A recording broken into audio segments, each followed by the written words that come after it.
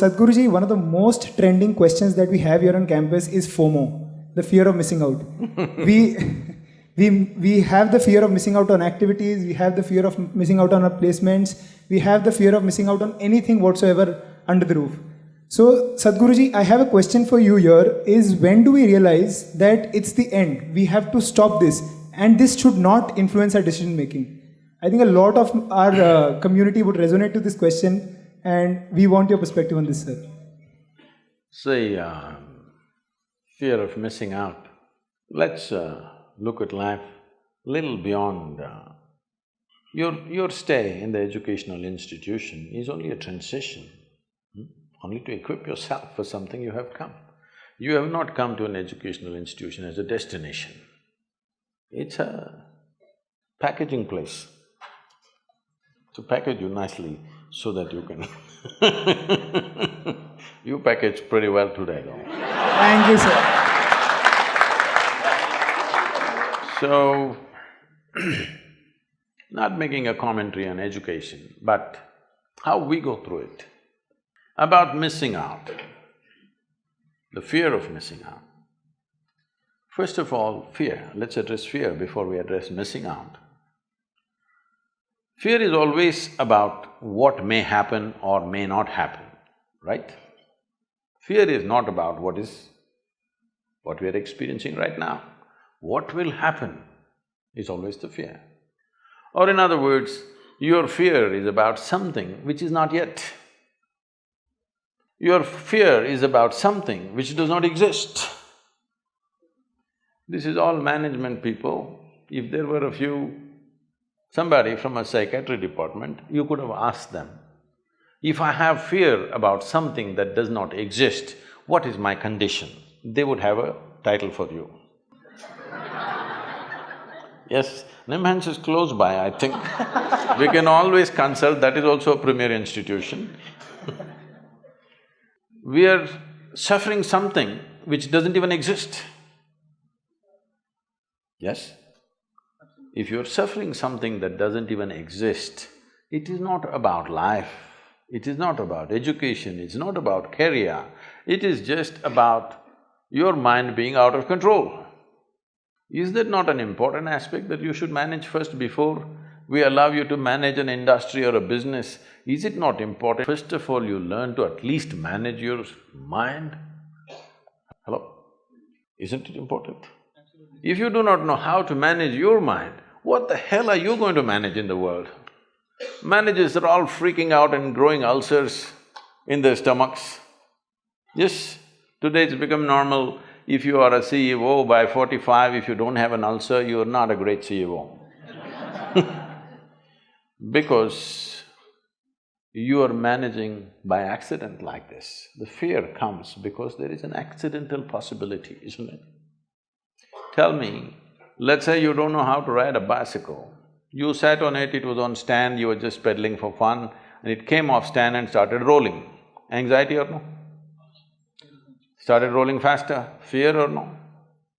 Very fast, terror or no? It's not because bicycle produces terror, it is just that you don't know how to ride. If you know how to ride, faster it goes, the better it is. Isn't it?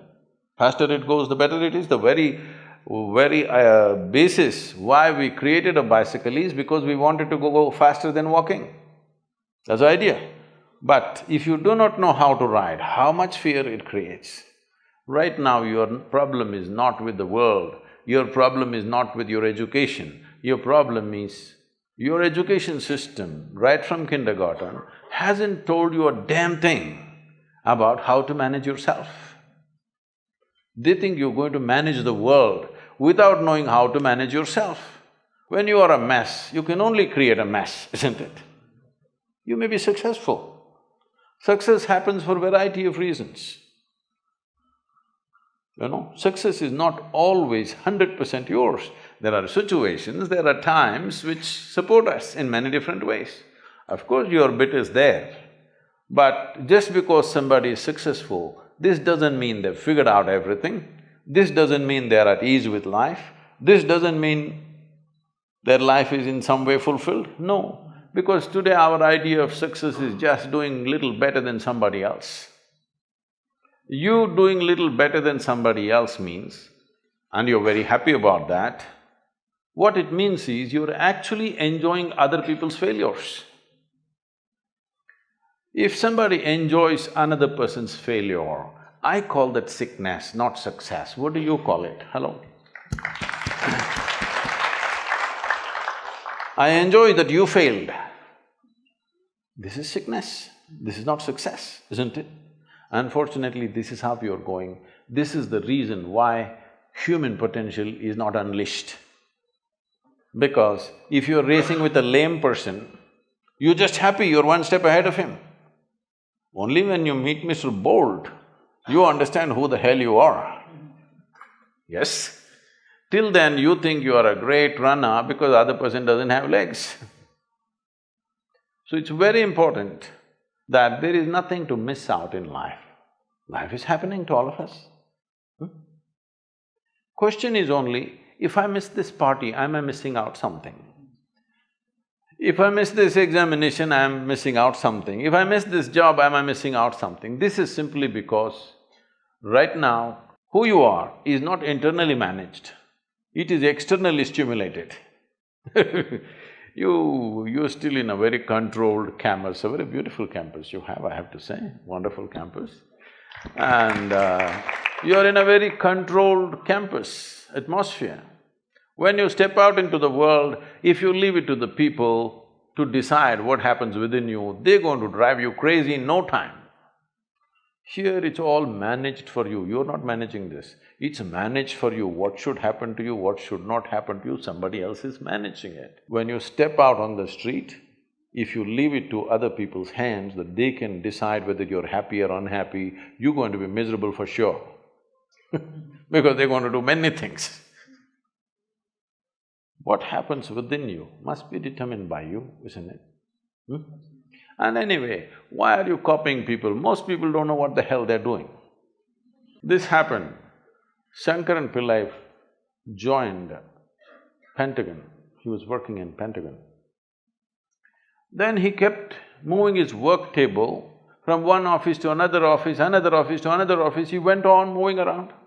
Then he moved to the corridor, he moved into the garden, he moved here, there. Then he moved into the men's restroom and settled down there and started working.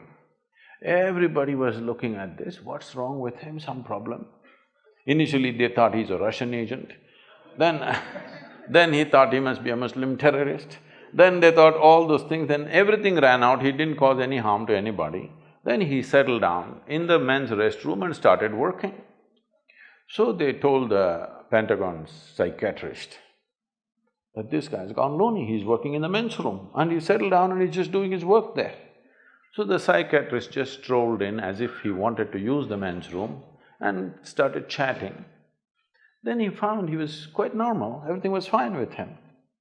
He said, why are you sitting in the men's room and working? He said, I moved everywhere and saw.